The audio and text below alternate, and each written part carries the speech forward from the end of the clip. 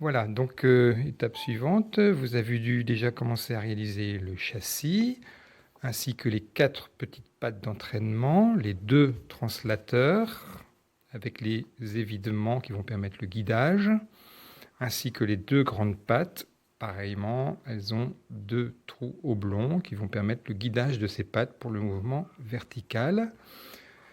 Ensuite, vous avez dû réaliser aussi les 2 roues d'entraînement. Celles-ci doivent mesurer en épaisseur 5 mm.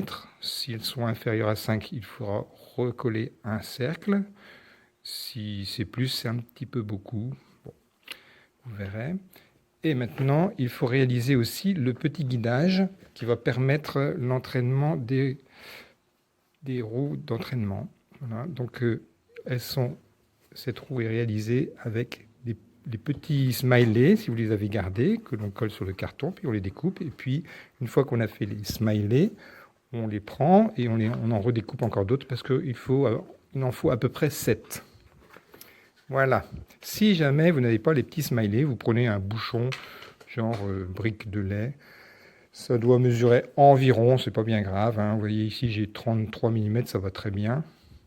Je peux faire la même chose aussi, je trace. Hop, voilà. Et après, il suffit de découper. Quand vous avez enfin encollé tous les petits ronds de diamètre à peu près 3 cm,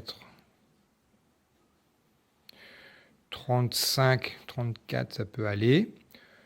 L'épaisseur de ces petits ronds, l'épaisseur de cette pièce doit mesurer à peu près 1 cm, 10 mm. Pas plus, pas moins. On va dire que 11, ça peut être acceptable. 9 aussi. Voilà. Ainsi, nous allons être prêts à finir le montage de toutes ces pièces.